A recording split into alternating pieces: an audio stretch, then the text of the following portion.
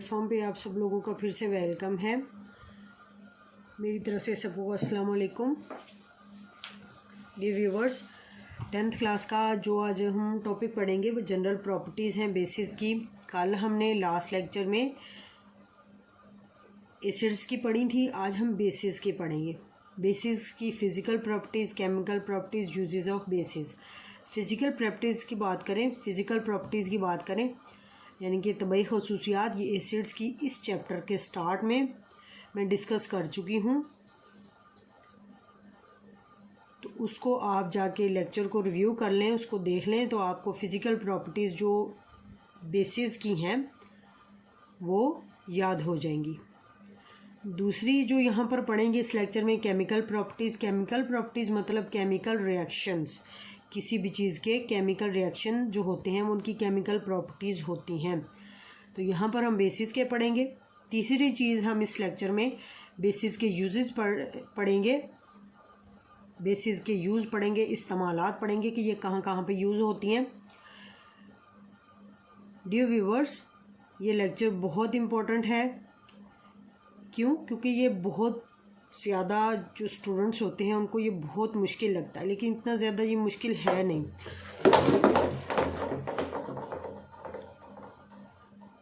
अगर इसको समझ कर किया जाए ना तो इसमें ये आपको हमेशा याद रहेगा, लेकिन इसके लिए शर्त ये है कि पूरा लेक्चर सुनना है और ख़ामोशी से सुनना है, गौर से सुनना है, ताकि इसके जो पॉइंट्स हैं, एक एक चीज़ है वो आपको समझ भी आए, ना सिर्फ समझ आए बल्कि आप लोगों को हमेशा याद रहे। क्योंकि केमिस्ट्री में रिएक्शंस ही हैं जो बच्चों को मुश्किल लगते हैं, लेकिन ये इतना कोई ज़्यादा मुश्किल होती नहीं है अगर इनको एक बार समझ के हम याद कर लें ना। तो अपने टॉपिक को स्टार्ट करते हैं। केमिकल प्रॉपर्टीज़, इसमें एसिड्स के साथ पहला रिएक्शन है। जिस तरह हमने पढ़ा था कि एसिड बेसिस के साथ रिएक्ट करके सॉल्ट और पानी बनाते हैं, जिसको हम न्यूट्रलाइजेशन रिएक्शन कहते हैं। इसी तरह से जो भी बेसिस होती हैं, पोटेशियम हाइड्रोक्साइड, इसी तरह से जो भी बेसिस होती हैं वो किसी एसिड के साथ रिएक्ट करके सॉल्ट और वाटर बनाती हैं, और ये भी न्यूट्रलाइजेशन रिएक्शन देती हैं। क्योंकि न्यूट्रलाइजेशन रिएक्शन में एक चीज़ एसिड होती है, दूसरी बेस होती है, तो ये रिएक्शन हम एसिड के लिए भी करेंगे और बेस के लिए भी करेंगे। तो एसिड के साथ जब ये रिएक्शन होगा, यहाँ पर ये आपके पास बेस है। बेस जब एसिड के साथ रिएक्शन करती है तो रिएक्शन करने के बाद बनाती है जी सॉल्ट और पानी बना देती है। पोटेशियम हाइड्रोक्साइड, जिस तरह एसिड में हमने पढ़ा था, इसको भी इसी तरह से थोड़ा एलेबरेटेड वे में, थोड़ा और वाजिया अंदाज में समझने की कोशिश करते हैं कि पोटेशियम हाइड्रोक्साइड के साथ क्या होता है कि ये जो हाइड्रोक्साइड आएंगे ये अलग हो जाता है, और ये जो के है ये सल्फेट के साथ मिलके, दो के हैं तो K2SO4 बना देते हैं, जो कि एक साल्ट है, और पीछे बच जाता है OH और सल्फ्यूरिक एसिड का H। ये फिर मिलकर पानी के मॉलिक्यूल्स बना देते हैं। इस तरह से ये रिएक्शन होता है, और इसको हम क्या बोलते हैं? न्यूट्रलाइजेशन रिएक्शन, जिसमें एसिड और बेस मिलते हैं और सॉल्ट और पानी बना देते हैं। दूसरा रिएक्शन है अमोनियम साल्ट। तो ये अमोनिया का दूसरा साल्ट है अमोनियम सल्फेट। ये कैल्शियम हाइड्रोक्साइड के साथ रिएक्शन करके कैल्शियम सल्फेट बनाता है, और साथ ही साथ अमोनिया कैल्शियम सल्फेट बनाता है, और साथ ही साथ अमोनिया गैस के दो मॉलिक्यूल्स, साथ ही साथ अमोनिया गैस 2 मोलर बनती है, साथ में 2 मोलर पानी बनता है। ये कैसे होता है? ये कैल्शियम ये मिलता है सल्फेट के साथ, और कैल्शियम सल्फेट एक सॉल्ट बना देता है। अमोनिया जो होती है ये अमोनिया गैस की सूरत में, अमोनियम जो होता है ये अमोनिया गैस की सूरत में निकल जाता है, और पीछे जो H बचते हैं वो इन OH के साथ मिलकर पानी के 2 मॉलिक्यूल्स में तब्दील हो जाते हैं। तीसरा रिएक्शन है प्रेसिपिटेशन ऑफ हाइड्रोक्साइड, हाइड्रोक्साइड्स की रसूब साजी। रसूब जो होते हैं ये एक तरह के ऐसे महलूल होते हैं जिनके अंदर हमें मोटे मोटे ज़रात नज़र आ रहे होते हैं, उनको हम रसूब कहते हैं। बेसिस जब सॉल्ट्स के साथ, हैवी मेटल के सॉल्ट के साथ, जैसे कि कॉपर भारी मेटल है, जिंक भारी मेटल है, आयरन भारी मेटल है, लेड भारी मेटल है। इन भारी मेटल्स के साथ जब बेसिस रिएक्शन करती हैं ना, तो उस सूरत में ये हाइड्रोक्साइड्स बनाती हैं, और हाइड्रोक्साइड जो होते हैं ये मखसूस किस्म का रंग शो करते हैं, और उस रंग की बुनियाद उस चीज़ पर होती है कि वो किस मेटल से बने हैं। जैसा कि कॉपर सल्फेट, जब ये साल्ट सोडियम हाइड्रोक्साइड इस बेस के साथ रिएक्ट करेगा तो इस सूरत में ये बनता है कॉपर हाइड्रोक्साइड। ये कॉपर हाइड्रोक्साइड बन रहा है। इस कॉपर ने सोडियम को रिप्लेस किया है, CuOH ट्वाइस बन गया है, और सोडियम सल्फेट साल्ट के तौर पे अलग हो जाता है। ये जो हाइड्रोक्साइड बनता है ना, ये रसूब की शक्ल में होता है, झाग में होता है, इसके अंदर मोटे मोटे ज़रात होते हैं, इसलिए इनको प्रेसिपिटेट्स या उर्दू में रसूब बोलते हैं। अब इन रसूब का कलर, जैसे कॉपर है, कॉपर आने की वजह से कॉपर ऑक्साइड के जो रसूब हैं इनका कलर ब्लू हो जाता है। दूसरा साल्ट जिंक क्लोराइड है। जब ये सोडियम हाइड्रोक्साइड के साथ रिएक्शन करेगा, जो कि एक बेस है, ये एक सॉल्ट है, तो ये बन जाएगा जिंक हाइड्रोक्साइड, और साथ ही साथ 2NaCl ये दूसरा साल्ट बन जाता है, और इस जिंक हाइड्रोक्साइड का रंग जिंक की वजह से वाइट होता है। इसके प्रेसिपिटेट्स यानी कि रसूब जो होता है उसका रंग, रसूब के अंदर जो ज़रात होती हैं उसका रंग सफ़ेद होता है। आयरन क्लोराइड सोडियम हाइड्रोक्साइड के साथ जब रिएक्शन करेगा तो आयरन हाइड्रोक्साइड बनता है, और इसका रंग आयरन की वजह से ब्राउन होता है। ब्राउन कलर के इसके प्रेसिपिटेट्स होते हैं, रसूब के अंदर जो पार्टिकल्स होते हैं, और साथ ही साथ दूसरा साल्ट बनता है आयरन हाइड्रोक्साइड के साथ मिलके आयरन हाइड्रोक्साइड, और NaCl के साथ मिलके 3NaCl बनता है। 3 Na है, 3 Cl है, तो 3 NaCl बनेगा।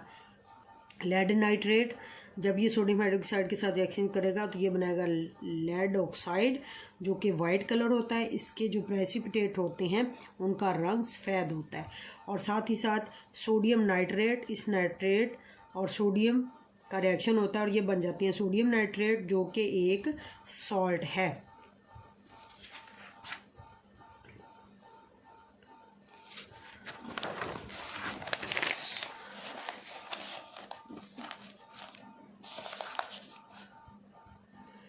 तीसरा रिएक्शन कैल्शियम क्लोराइड का, ये सोडियम हाइड्रोक्साइड के साथ मिलेगा, ये एक सॉल्ट है, तो कैल्शियम हाइड्रोक्साइड बना देगा, और साथ में सोडियम क्लोराइड, इसका कलर भी वाइट होता है। आयरन सल्फेट है, ये रिएक्शन करता है सोडियम हाइड्रोक्साइड के साथ, तो आयरन हाइड्रोक्साइड के साथ मिलके बनाता है आयरन हाइड्रोक्साइड, सोडियम सल्फेट। इसका रंग जो होता है ये डर्टी ग्रीन होता है। बेसिस के यूजेस हम पढ़ते हैं, कहाँ कहाँ पे इस्तेमाल होती हैं। सोडियम हाइड्रोक्साइड जो बेस होती है, ये साबुन बनाने में बहुत मेजर रोल है इसका, जितने भी किस्म के साबुन होते हैं, क्योंकि इस चैप्टर के स्टार्ट में हमने पढ़ा था कि बेसिस को छूने पर फिसलन महसूस होती है, तो जो साबुन की जो फिसलन है वो सोडियम हाइड्रोक्साइड की मौजूदगी की वजह से है। कैल्शियम हाइड्रोक्साइड, ये ब्लीचिंग पाउडर जितने भी किस्म के होते हैं उनमें एज ए ब्लीचिंग एजेंट के तौर पे डाला जाता है। सॉफ्टनिंग ऑफ हार्ड वाटर, जो हार्ड वाटर होता है, सख्त पानी जिसको हम बोलते हैं, उस सख्त पानी के सख्तपन को दूर करने के लिए उसके अंदर कैल्शियम हाइड्रोक्साइड डाला जाता है। इसके अलावा एसिडिक सॉइल, ऐसी मिट्टी जो तेज़ाबी खासियत की हो जाती है तेज़ाबी बारिश की वजह से, उसको न्यूट्रलाइज करने के लिए, यानी कि उसके एसिडिक असर को ख़त्म करने के लिए उसके अंदर कैल्शियम हाइड्रोक्साइड डाला जाता है, खाद के तौर पर कह लें, या लेक्स में डाला जाता है पाउडर की फॉर्म में, या लेक्स में डाला जाता है। तो ये क्या करता है कि लेक्स और मिट्टी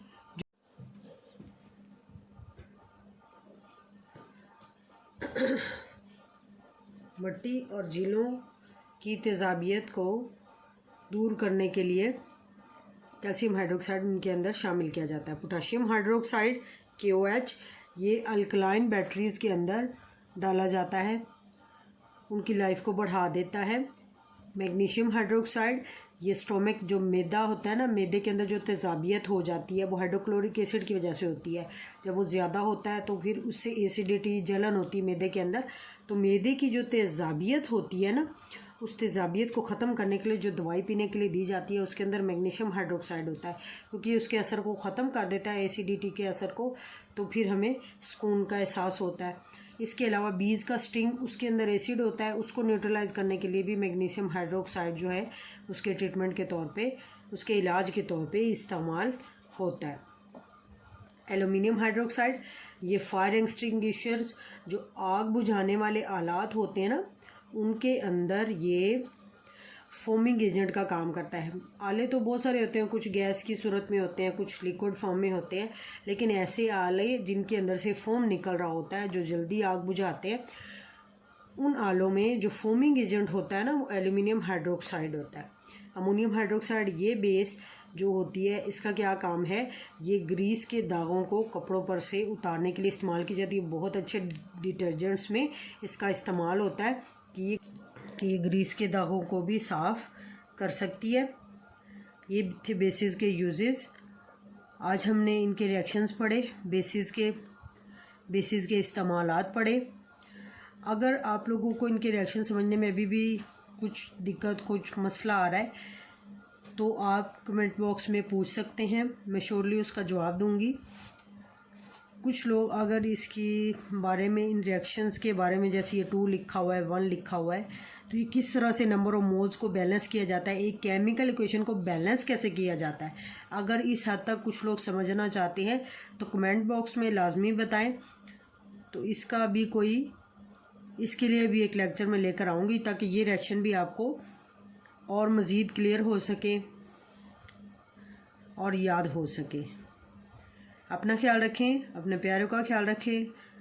thank you so much. Alchemist online के साथ बने रहें। जो लोग मेरी वीडियो पहली बार देख रहे हैं वो अल्केमिस्ट ऑनलाइन को सब्सक्राइब करना मत भूलें, और वीडियो जो भी देखता है उसको लाइक लाजमी किया करें। इससे रिलेटेड कोई क्वेश्चंस होते हैं तो वो आप कमेंट बॉक्स में लाजमी पूछा करें। Thank you so much. अल्लाह हाफिज़।